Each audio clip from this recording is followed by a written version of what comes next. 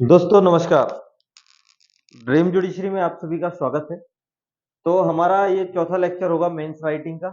और आज हम आपके साथ टॉपिक लेके आए हैं समन का, कि यदि आपको समन से रिलेटेड अगर क्वेश्चन आते हैं तो आपको दो तरीके से उस पर डील करना है। पहला होता है समन टू विटनेस और दूसरा होता है समन टू डिफेंडेंट।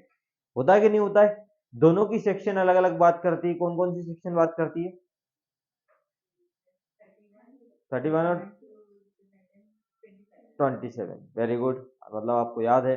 ठीक है, तो अब दोनों का जो कॉन्सेप्ट है कि आपको लिखना कैसे है, देखो दो तरीके से आंसर है। एक जो मैंने फ्रेमिंग किया है, एक आप वैसा भी लिख सकते हो। जैसा पूछा जाए मतलब आपको वैसा करना है। या तो आप समन के टाइप बता सकते हो, जो कि आपको समन के टाइप आपके ऑर्डर 5 में दिए हैं, आप ये भी कर सकते हो। या तो आप फिर समन की प्रोसीडिंग बता सकते हो कि विटनेस को कैसे बुलाता है, अगर नहीं आता है तो क्या फाइन इंपोज की जाएगी, ये वाली चीजें भी आप उसमें लिख सकते हो। मतलब आपको रूल के थ्रू और ऑर्डर के थ्रू ही लिखना है, आप अपने मन से कुछ भी नहीं लिखोगे। ठीक है, तो आप उसको चेंज नहीं करोगे। देखो ये मैंने क्या लिखा है, ऑर्डर 5 से अगर कोई बनता है आपका, तो ये है पूरा क्वेश्चन। पहला ये क्वेश्चन आपका यहाँ से स्टार्ट हुआ है, ये प्रीवियस ईयर में आया है कि समन की परिभाषा दीजिए और समन तामील करने की प्रक्रिया की विवेचना सिविल प्रक्रिया संहिता संशोधित अधिनियम 2002 के प्रकाशन में कीजिए। अब ये आपको पहचानना है कि ये क्या पूछने वाला है। एक तो आपका समन तामील की प्रक्रिया पूछ रहा है और एक तो आपका समन की परिभाषा। अब इसमें कहीं से कहीं तक ये नहीं लिखा है कि डिफेंडेंट पे करवाना है कि विटनेस पे कराना है। इसका मतलब जब आप समन की परिभाषा लिखने जाओगे तो आपको दोनों के बारे में डिटेल तो लिखनी पड़ेगी, थोड़ी थोड़ी, ज्यादा नहीं कि भैया एज अ समन विटनेस और इसके बारे में ऑर्डर 5 में प्लेंटिफ के बारे में बोला गया। जो जो प्रोसीडिंग अलग रहेगी उसके बारे में आपको लिखना है। लेकिन समन की जब तामीली की जब टाइप पूछा जाता है तो ये सिर्फ आपको ऑर्डर 5 में देखेंगे, मतलब हमें सीधा प्रक्रिया पे कहा जाना है, ऑर्डर 5 पे दिया जाना है। क्लियर बात है? चलो अब आगे बढ़ते हैं। चलिए आगे बढ़ाइए इसको। ये क्वेश्चन था। देखो, इंट्रोडक्शन में हमने सबसे पहले टाइप ही लिखा है, जिससे आपको समझ में आया कि हम अंदर लिखने क्या वाले हैं। देखो, ज्यादा लिखने की जरूरत नहीं थी, इधर कमी बताता हूं मैं, ये पूरा प्रॉपर भी नहीं है। सिविल प्रक्रिया संहिता 1908 की समन प्रक्रिया संहिता ऑर्डर 5, ऑर्डर 5 और रूल नंबर जितने भी आपके ये हैं, पूरे रूल नंबर ये मैंने यहाँ पे लिखे हैं, जितने आपको अंदर मिलेंगे। ये प्रोसीडिंग है, ये प्रक्रिया है। ये क्या है भैया? ये प्रक्रिया है। प्रक्रिया कैसी है? दस्ती तामीली, विस्तृत तामीली, चस्पा तामीली, प्रतिस्थापित, सब्स्टिट्यूटेड है, अफिक्स है, एक्सटेंडेड है और आपका दस्ती तामीली प्रक्रिया है। तो ये वाली जो है ये आपको कहाँ देखने मिल रही? मतलब ये प्रक्रिया है कि हम ऐसा करेंगे अगर वो ऐसा नहीं मिलेगा, हम ऐसा करेंगे अगर वो मिलता नहीं है, हम ऐसा करेंगे वो अगर नहीं मिलता। तो ये वाली चीजें हैं। अब इसमें आपको ऑर्डर 5 भी लिख दिया तो यहाँ पे आपको ऑर्डर 16 भी लिख सकते थे क्योंकि ऑर्डर 5 आपका प्लेंटिफ के डिफेंडेंट के समन के बारे में बात करता है। किसके बारे में? डिफेंडेंट समन के बारे में बात करता है। और ये आपका किसके बारे में बात करता है? विटनेस। ठीक है, तो हम ऐसा कर सकते थे, तो हमने ऐसा करा नहीं है। ठीक है, चलो आगे बढ़ाइए, आपको करना है। लेकिन अब मैंने डेफिनेशन लिखी, परिभाषा कहीं नहीं दी है, लेकिन हमें बनानी है, रेफरेंस बुक से मिल सकती है। समन न्यायालय द्वारा किया जाने वाला एक ऐसा आदेश होता है जो किसी व्यक्ति को न्यायालय के समक्ष उपस्थित होने के लिए, मतलब अगर मैं बोलूं समन का पर्पस क्या है, समन के दो पर्पस होते हैं। एक तो कोर्ट के सामने उपस्थित करवाना उसका पर्पस रहता है, और दूसरा पर्पस क्या रहता है? सामान्यतः वादी द्वारा वाद संचित किए जाने से प्रतिवादी को लिखित कथन, दूसरा पर्पस क्या है?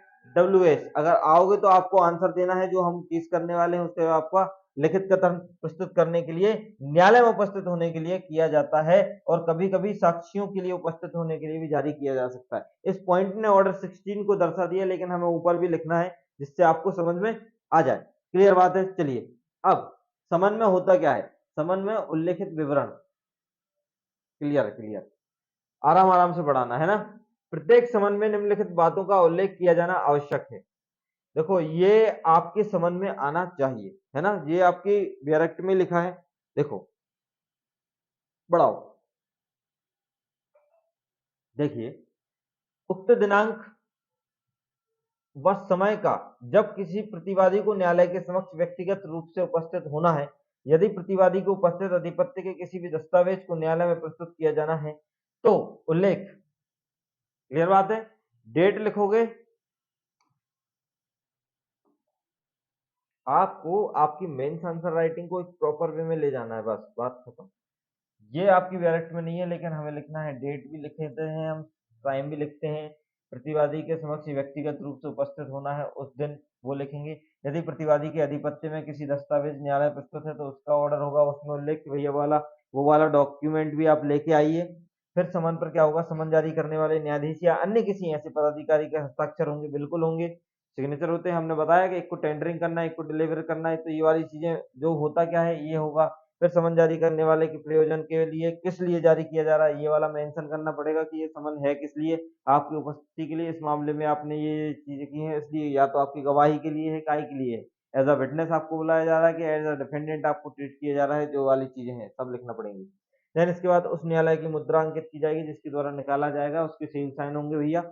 देन इसके बाद प्रत्येक समन के साथ वाद पत्र की एक प्रति संलग्न होगी, और ये वाली बात हम पढ़ चुके हैं, पढ़ा है ना हमने, कि जब भी आप सूट लगाते हो या जब भी आप समन करते हो तो उसकी एक कॉपी जाएगी, रूल 2, ठीक है। तो ये आपका ऑर्डर 5 रूल 2 में है, ठीक है। अब ये कहाँ से आया ये हमने लिखा नहीं है, लिख सकते हो बाजू में, कोई दिक्कत की बात है नहीं। ये जितने भी प्रोविजन है ये आपके और रूल में ही दिए हैं, अलग से कहीं नहीं आए।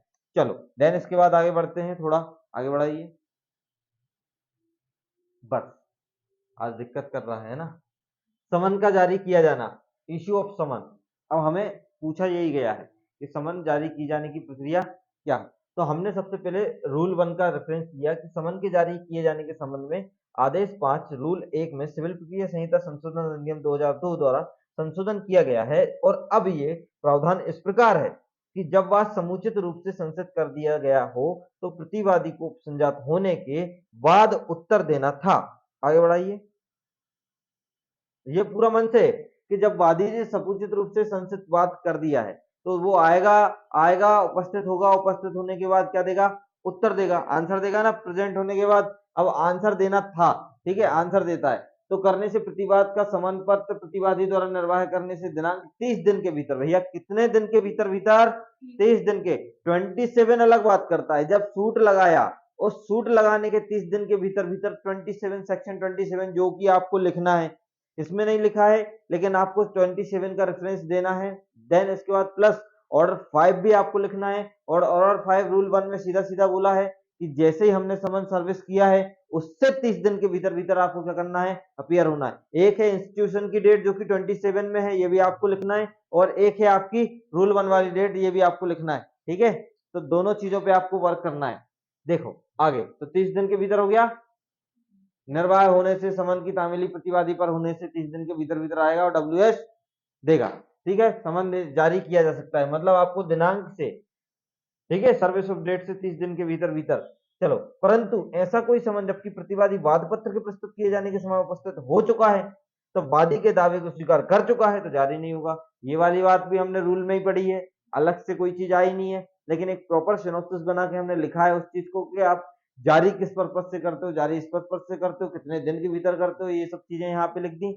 मतलब इशू में आपने क्या क्या लिखा, इशू में आपने जब आप जारी करते हो तो आपको दोनों चीजें पे लिखना है, एक तो 27 पे लिखना है प्लस ऑर्डर 5 रूल 1 पे भी लिखना है। आपको दोनों चीजें को इशू के बारे में बता रहा कि हम तामीली कैसे करेंगे, जारी कैसे करेंगे, प्लस इसके साथ ये बताना, कंडीशन बताना है कि हम किस कंडीशन में इशू नहीं करेंगे। तो ये 3 पॉइंट अगर यहाँ पे आ गए तो आपका एक प्रॉपर आंसर यहाँ से भी बन सकता है। देन आगे बढ़ाइए, आगे बढ़ाइए। ये लिखा है, हाँ, ये लिखा है कि 30 दिन के भीतर भीतर अगर वो नहीं आ पाता, वाद प्रस्तुत करने में असफल रहता है, ठीक है, मतलब आपका डब्ल्यूएस देने में असफल रहता, नहीं आता, लिखित कथन अभिलिखित कारणों से जैसा कि है अन्य दिन जैसा कि है कोर्ट डिसाइड कर सकता है, लेकिन वो कितने दिन से अधिक नहीं बढ़ाया जा सकता, 90 दिन से अधिक नहीं बढ़ाया जा सकता। तो इसमें मतलब वही वाली चीज हो गई आपकी, आने की ना आने की, आपके कारण लिखाने की, सबकी प्रोसीडिंग। इसका मतलब ये आपका रूल 1 आप डाल के भी लिख सकते हो और रैंडमली भी लिख सकते हो, जैसा आपको ठीक लगे। मेरा मानना है कि आप डाल दीजिए और इसके साथ प्लस 27 भी लिख दीजिए तो आपको काम बन जाएगा, और इसके साथ प्लस आपका 31 जो कि आपका विटनेस वाला है वो भी लिख दीजिए। 31 में ही है ना पक्का, 30 में तो नहीं है?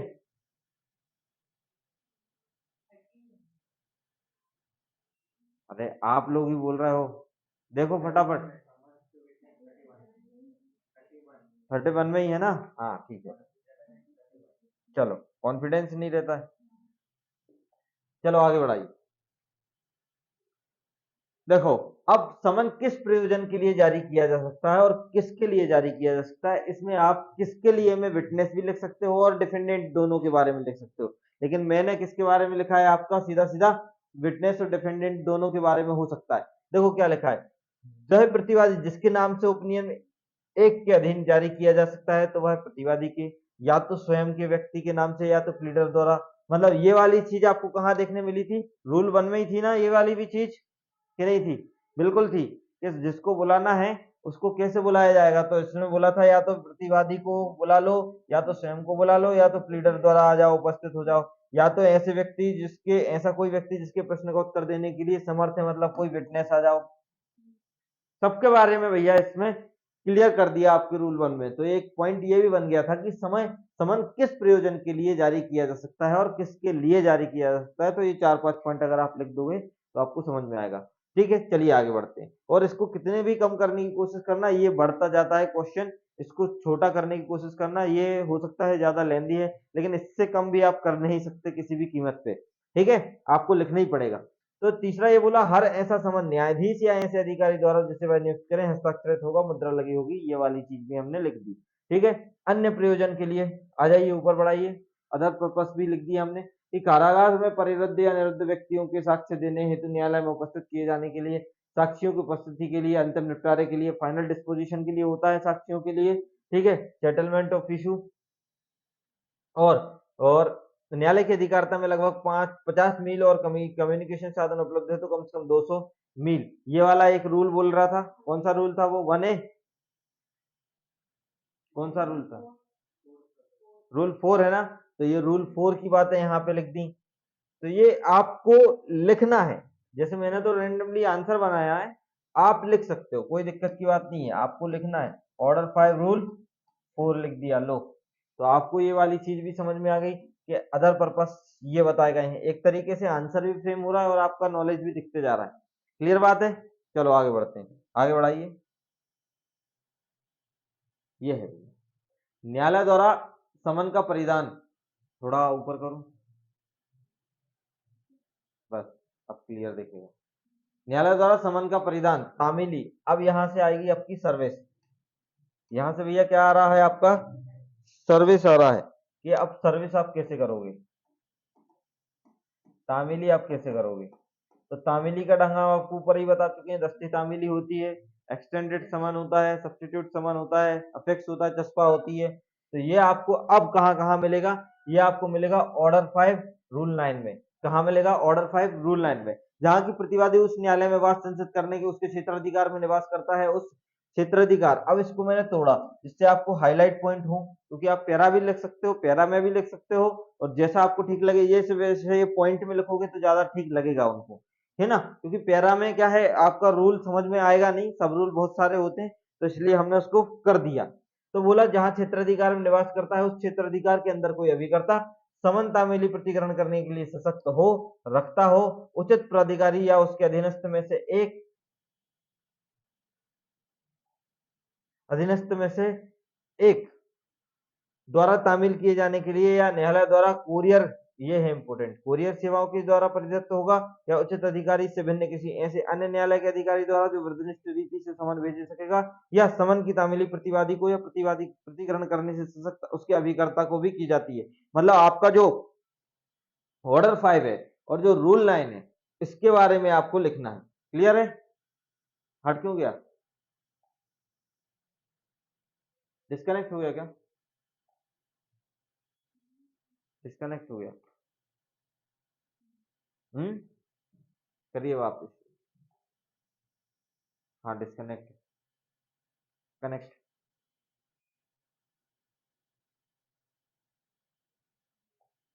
चलिए ऊपर करिए और ऊपर करिए।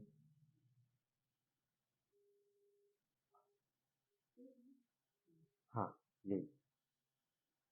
तो ये आपको ऑर्डर 5 रूल 9 आप दो तरीके से लिख सकते हो, या तो आपको उसको तोड़ के लिख देना है, आपको समझना पड़ेगा कि ऑर्डर 5 रूल 9 है क्या चीज। ऑर्डर 5 रूल 9 ही बता रहा है कि दस्ती समन कैसा होगा, और दस्ती समन मतलब होता है कोर्ट के द्वारा भेजाया गया समन।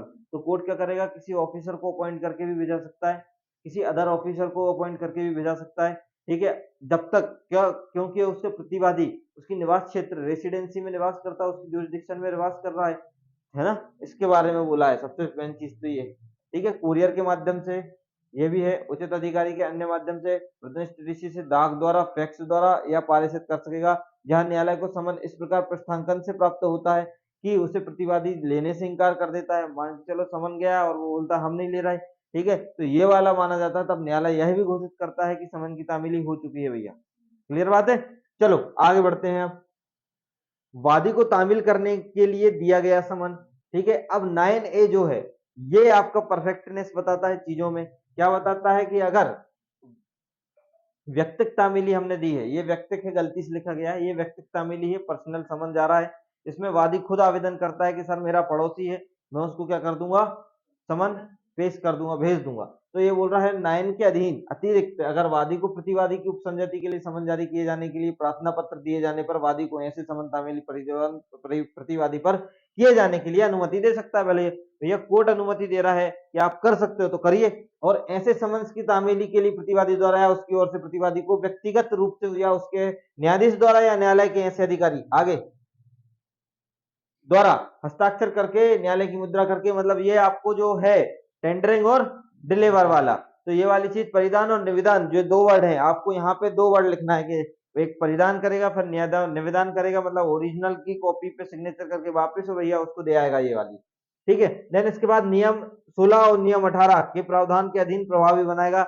अब आपको नियम 16 और नियम 18 के अधीन आप 16 का नाम भी लिख सकते हो, 18 का नाम लिख के आगे बढ़ सकते हैं। देन इसके बाद यदि समन से लेने से इनकार कर दिया है, वह वापस से बात आ गई कि यदि व्यक्ति समन की तामीली करता है और उसकी अभिस्वीकृति ग्रहण करने, हस्ताक्षर करने से मना भी कर देता है, तब न्यायालय उसी तरीके से जैसा कि प्रतिवादी पर समन का निर्वाह कराया गया था जारी करेगा। बिल्कुल बात है भैया, अगर मना कर देता है तो न्यायालय फिर क्या करेगा, उसी तरीके से प्रतिवादी पर जैसे समन होता है वैसे जारी कर देगा। ओके, क्लियर बात है। और जब हम अपीयरेंस के लिए पढ़ते हैं, डिफेंडेंट की अपीयरेंस के लिए, तो ऑर्डर 9 का भी हमें थोड़ा सा रेफरेंस आपको लेना चाहिए, क्योंकि जब एक बार समन की तामीली होती है वो उपस्थित नहीं होता, मिलता नहीं है, तो दोबारा फिर 7 दिन के भीतर होती है।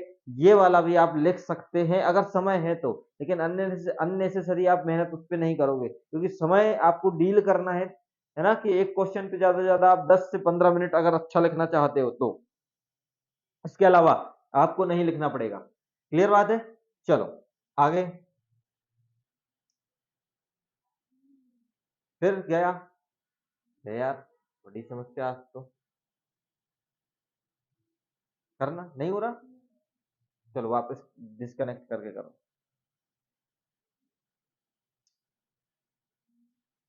व्यक्तिक तामिली कुटुंब की व्यक्ति के द्वारा जो ऑर्डर 5 रूल किसमें है, 15 में, जो हमने सिनॉप्सिस बनाई, ऑर्डर 5 रूल 15 में है। ऑर्डर 5 रूल 15 आपको क्या बात करता है, ऑर्डर 5 रूल 15 आपका ये वाली बात करता है कि भैया अगर किसी व्यक्ति पे घर पे समन की तामीली करा रहे हैं, किसकी तामीली करा रहे हैं, समन की तामीली करा रहे हैं, तो उसके घर पे जो भी महिलाएं हैं, जो भी वयस्क पुरुष वगैरह हैं, जो भी वयस्क लोग हैं, ठीक है, उन पे हो सकती है। लेकिन क्रिमिनल में बिल्कुल उल्टा है। क्रिमिनल में जब हम क्रिमिनल में बिल्कुल उल्टा है ना, उसमें लिखा जाता है कि कोई भी मेल वयस्क होना चाहिए, है ना, मेजर पर्सन कौन होना चाहिए, मेल। और सीपीसी में आपका मेल फीमेल दोनों के बारे में बात कर रहा है, लेकिन इसमें सर्वेंट नहीं है, इसमें सर्वेंट नहीं है भैया, इसमें सर्वेंट नहीं है। देखिए क्या लिखा है, प्रतिवादी का व्यक्तिगत रूप से समन के प्रति देख समन की तामीली की जा सकती है, बिल्कुल की जा रही है। तो वहां प्रतिवादी अगर अनुपस्थित है तो वहां समन की तामीली उसके एजेंट पे होगी, उसके परिवार पे होगी, वयस्क पुरुष महिला सदस्य पे भी की जा सकती है, बिल्कुल बात है।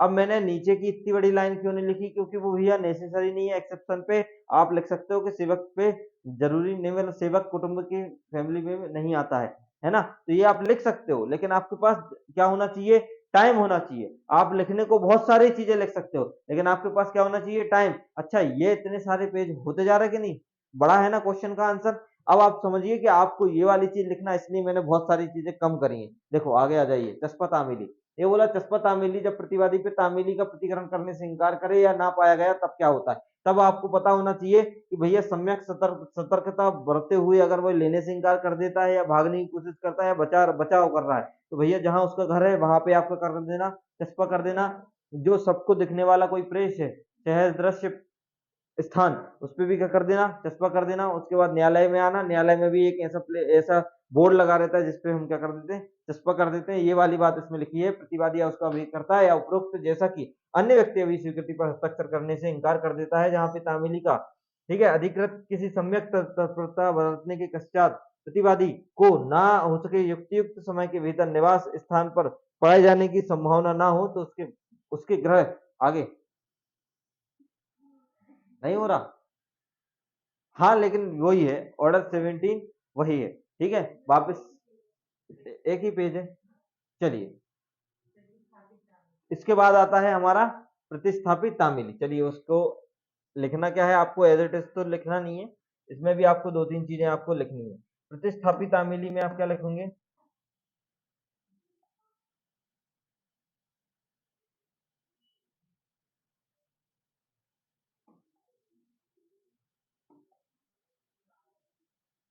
बस आगे बढ़ाइए।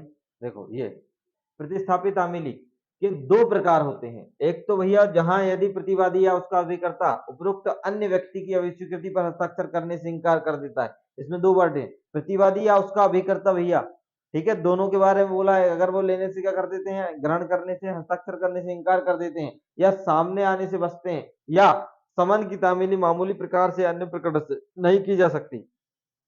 तो सेम चीज मैंने बोली ना, चस्पा, है ना, कि हम उसको देने की बजाय उसको क्या कर देंगे, चिपका देंगे, अफिक्स कर देंगे, तो वो क्या कहलाता है, सब्स्टिट्यूटेड समन कहलाता है। ये वाली चीज आगे बढ़ जाइए। नहीं बढ़ रहा है। और इसके बाद क्या है, विशेष मामलों में, विशेष मामले में आपका ऑर्डर 30 आ जाएगा, उसी में आपका ऑर्डर 20, सॉरी ऑर्डर 30 नहीं, रूल 24 आ जाएगा, ठीक है। वो कारावास में समन की तामीली के बारे में बात करता है। देन इसके बाद रूल 30 भी आ जाएगा कि समन के स्थान पे पत्र के बारे में बात करता है कि भैया हम लेटर रिक्वेस्ट भी भेज सकते हैं उनको, लेटर भी भेज सकते हैं उनको। उसके बाद आपका 26 भी आ सकता है, जो कि पॉलिटिशियन वगैरह, जो आपका पॉलिटिकल पार्टीज वगैरह के बारे में बात करता है ना। तो ये वाली चीजें आपको पूरी आनी चाहिए। तो ये स्पेशल केसेस पे है, ठीक है। तो ये हमारा चौथा वीडियो जो आपको लेक्चर प्रोवाइड कराया जा रहा है मेंस के लिए, और हमारी रेगुलर मेंस की सीरीज भी चल रही है। इससे अच्छा आपको अगर आप लिख पाओ तो हम चेक भी करेंगे उस चीज को। तो आपको हमें ऑफलाइन जुड़ना पड़ेगा और आपको ड्रीम जुडिशरी ऐप डाउनलोड करना पड़ेगा, वहां पे आप मैसेज कर सकते हैं हमें जैसा भी है, ठीक है। इसी के साथ नमस्कार, शुक्रिया, धन्यवाद, और जुड़े रहिए ड्रीम जुडिशरी इंदौर के